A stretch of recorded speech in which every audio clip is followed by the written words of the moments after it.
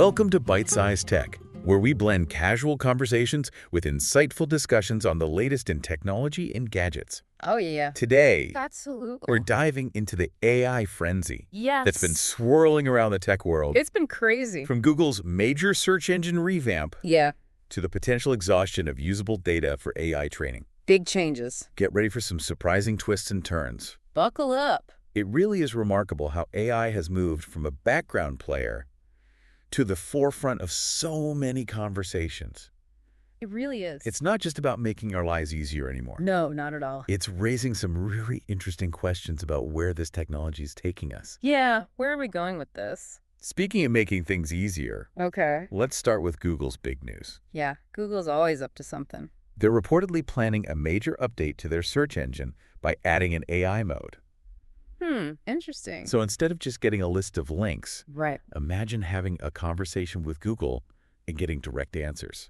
Kind of like having your own personal research assistant on demand. Like a little AI buddy to do your homework. The shift towards conversational search could indeed be a game changer.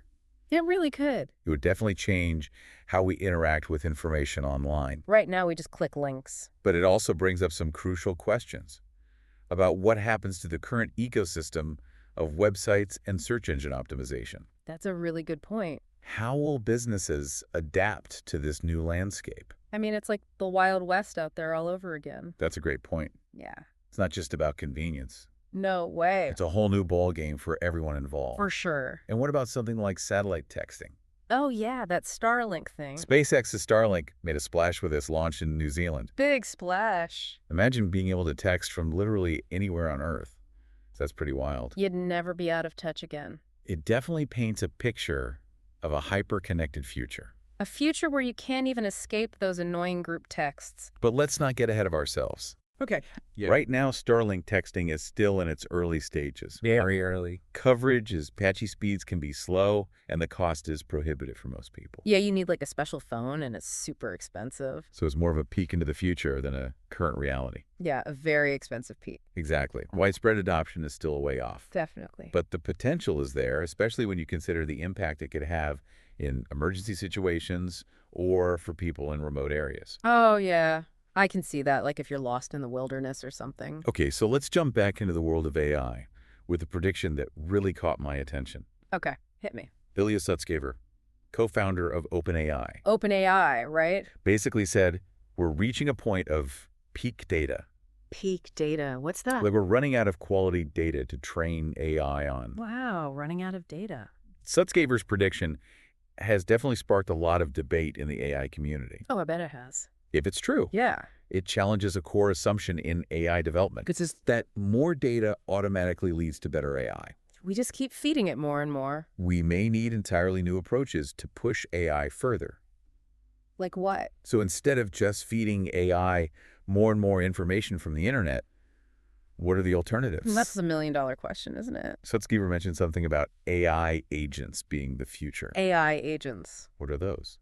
Well, Think of AI agents as programs that can interact with the real world, okay. not just process information. Right, so not just reading and analyzing. Imagine an AI that can book your travel schedule appointments or even write code.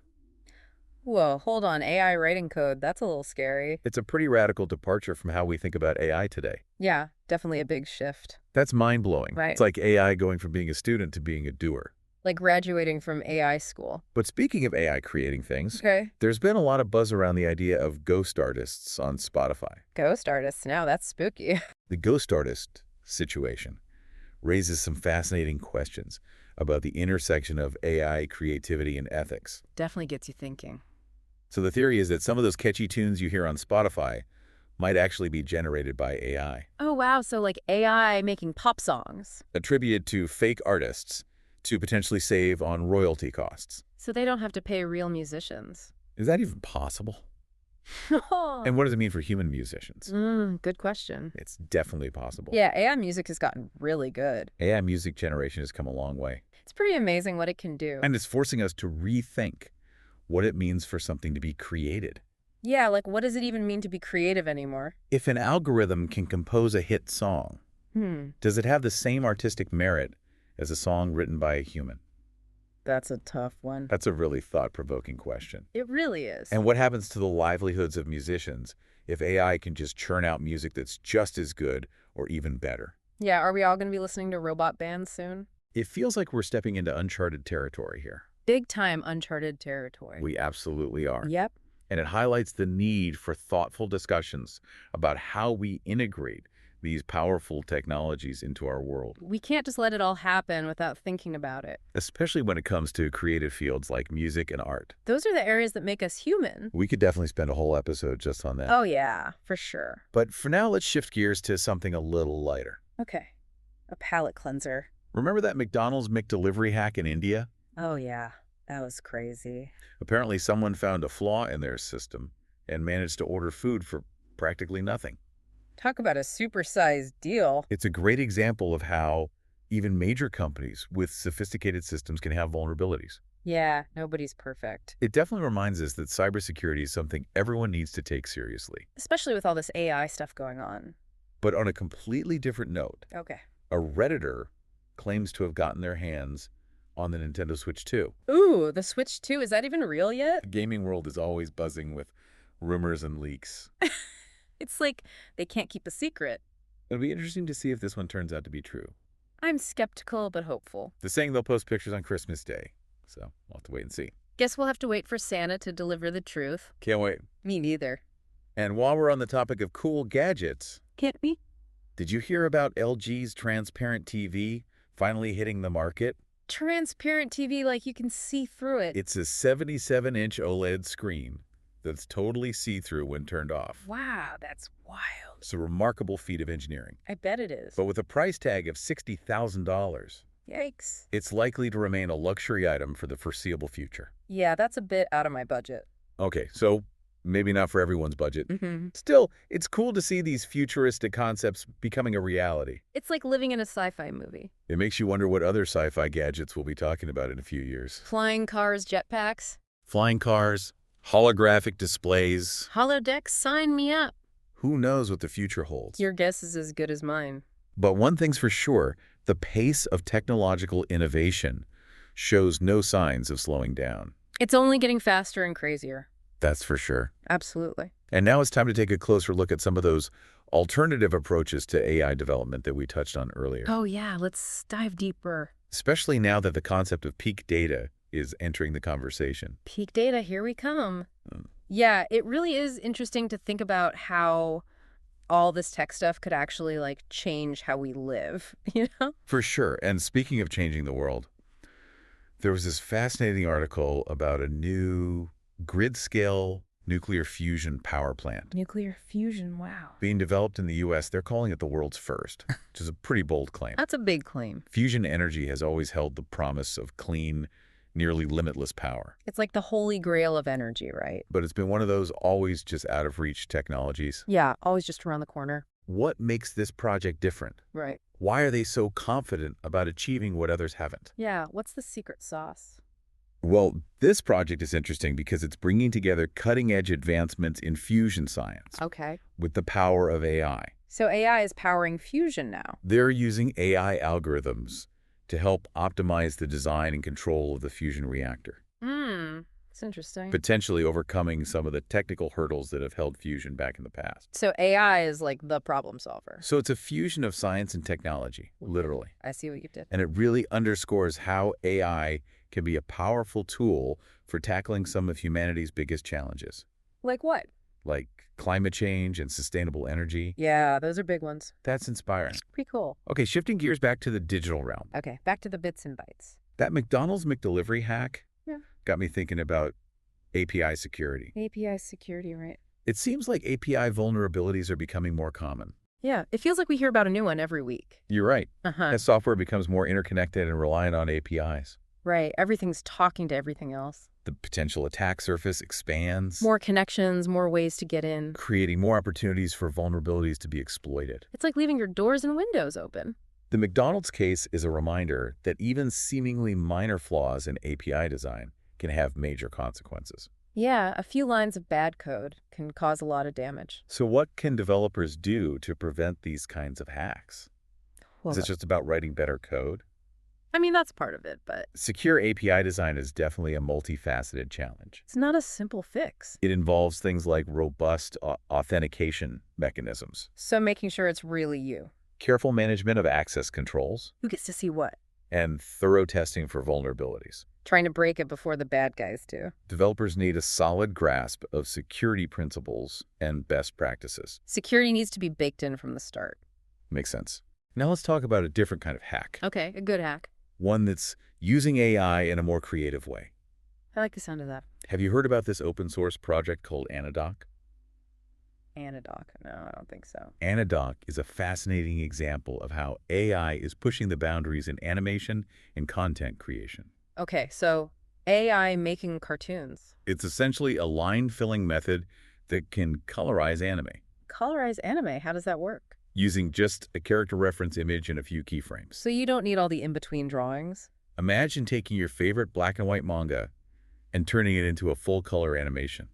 Oh, wow, like bringing those old comics to life. It's a pretty impressive demonstration of AI's ability to automate complex creative tasks. So AI is like the animator now. And it could open up a lot of possibilities for aspiring animators who might not have the time or resources to create traditional hand-drawn animations. Yeah, that would be amazing. It's almost like AI is becoming a collaborative partner in the creative process. AI as your artistic sidekick. Speaking of collaborations, there's an interesting story about 1X Technologies and their humanoid robot, Neo. Neo. Oh yeah, I've heard of that one. Neo is a really exciting development in robotics. It looks super realistic. It's designed to be versatile, capable of handling a wide range of tasks, from household chores to industrial applications. So it can do your dishes and build cars? What caught my eye is that Neo won't be fully autonomous. Interesting. It will be paired with a human operator who controls it remotely. So like a human-robot team. That's a key element of 1X Technologies' approach. Okay. They believe the future of robotics lies in human-robot collaboration, So not robots taking over the world. combining the strengths of both humans and robots. The best of both worlds. So it's like a real-life Iron Man suit. I can see that. Imagine the possibilities in fields like disaster relief or space exploration. Yeah, that's where it could really make a difference. Exactly. Yeah. Humanoid robots like Neo could play a crucial role in augmenting human capabilities Making us stronger, faster. and pushing the boundaries of what we can achieve. Going where no human has gone before? It's pretty exciting, but also a little bit unsettling. Yeah, I get that. The idea of robots becoming so integrated into our lives. It's a big change. It's both fascinating A and little creepy. unnerving. Yeah, unnerving is a good word for it. Yes, Uh-huh. unnerving is a good word for it. It is. It's understandable to have mixed feelings about such transformative technologies. I mean, it's not every day that robots become part of our daily lives. As with any powerful tool, there's potential for both good and bad uses. It all depends on how we use it. We need to ensure that these technologies are developed and deployed responsibly. We need to be careful and thoughtful. Absolutely. Agreed. Okay, let's lighten things up a bit. Okay, back to fun stuff. Remember that Redditor claiming to have the Nintendo Switch 2? Oh, yeah, the Switch 2 leaker. Well, they're back with more leaks, Oh, really? What do they have now? saying the new Switch will have magnetically attached JoyCons. Magnetic JoyCons. That's interesting. If true, that would be a significant design change. Yeah. No more clicking them in. You could make the Switch even more versatile and user-friendly. Easier to share with friends and family. We'll see if their claims are true on Christmas Day. Christmas Day reveal. Can't wait. Me neither. And while we're on the topic of cool gadgets, More gadgets, I'm all ears. did you hear about LG's transparent TV finally hitting the market? Oh, yeah, the see-through TV. It's a 77-inch OLED screen that's totally see-through when turned off. It's like a window that turns into a TV. It's a stunning piece of technology showcasing the incredible advancements in display technology, Display tech is getting crazy. but with a price tag of $60,000. Ouch. It's likely to remain a luxury item for the foreseeable future. Yeah, not in my living room anytime soon. Okay, so maybe not for everyone's budget. Right. Still, it's cool to see these futuristic concepts becoming a reality. It makes you wonder what's next. It makes you wonder what other sci-fi gadgets we'll be talking about in a few years. Yeah, what's coming down the pipeline? Flying cars, Flying cars. holographic displays. Holodecks, here we come. Who knows what the future holds? That'd be amazing. But one thing's for sure, the pace of technological innovation shows no signs of slowing down. faster and faster. That's for sure. Absolutely. And now it's time to take a closer look at some of those alternative approaches to AI development that we touched on earlier. Oh, yeah, let's get back to that. Especially now that that concept of peak data is entering the conversation. Peak data, it's a game changer. Yeah, it really makes you think, like, where do we go from here, you know? Right, this idea of peak data is pretty mind-blowing. So if just throwing more internet data at AI isn't the solution, what are some of the alternatives? Well, Sutskever, he mentioned a few interesting things. Yeah. One is this thing called synthetic data. Synthetic data. Yeah, have you heard of that? Haven't. What is that? Well, basically, it's like artificial data, Okay. but it's designed to mimic real-world data, but it doesn't actually use any real-world information. So it's like fake data, but for a good cause. Exactly. It's like creating a virtual training ground for AI where it can experiment and learn. Without messing up the real world. Exactly, without the constraints of real-world data sets. So instead of feeding AI tons of text and images from the internet, we could create custom data sets tailored to specific tasks. Uh-huh, exactly. That's really clever. What about the other ideas Sutskever mentioned? Yeah. Like inference time compute? Oh, yeah, that one's a little bit more technical. Okay. It refers to the amount of processing power that AI uses when it's actually performing a task, Okay. rather than the processing power used during training. So like when it's actually doing its job. Right. So traditionally, the focus has been on making AI models as efficient as possible during inference. So make it fast. Exactly. Make it fast and lean. But Sutskever is suggesting that we might need to shift towards models that are more computationally intensive during inference. So they might run a little slower? Yeah, potentially, but they'd be able to handle more complex reasoning and problem solving. So it's like the difference between a sprinter and a marathon runner. I like that analogy. Sometimes you need endurance more than raw speed. Exactly. And this shift could allow AI systems to access and process more information in real time. Making them better at handling those complex situations. Right, like the real world is messy and unpredictable. And AI needs to be able to keep up. Exactly. That makes sense. Okay, last but not least. Okay. There was something about improving AI's reasoning capabilities. Ah, yes. The quest for true AI intelligence. How do we move beyond pattern matching and teach AI to think more logically? That's the million-dollar question right there. It's like we've taught it to read, but not to understand. Yeah, it can mimic human language, but it doesn't really get the meaning. So how do we fix Well, the- that's what researchers are trying to figure out. Okay. Some are exploring new AI architectures designed specifically for reasoning. Like rewiring its brain. Exactly. While others are looking at ways to incorporate symbolic logic and knowledge representation into AI systems. So giving it a set of rules to follow. Yeah, like a framework for understanding the world. It's like teaching AI to think more like a human. In a way, but it's a really, really hard problem. So it sounds like the future of AI is full of possibilities, but also a lot of unknowns. That's what makes it so exciting. It does. We've certainly covered a lot of ground in this deep dive into the world of AI. We have from peak data to ghost artists. From satellite texting to nuclear fusion to robot collaborations. It's been quite a journey. It really has, and it just shows how technology is constantly reshaping our world. And it's only going to get more interesting from here. Absolutely, and it's up to all of us to stay informed and engaged in these conversations. We need to be part of the discussion. As AI continues to evolve. Because it's going to affect all of us. Well said. It's been a pleasure exploring these topics with you. Likewise, I always enjoy our chats. Thanks for tuning into Byte-Sized Tech. If you enjoyed the deep dive, like, comment, share, and subscribe for more fun tech discussions.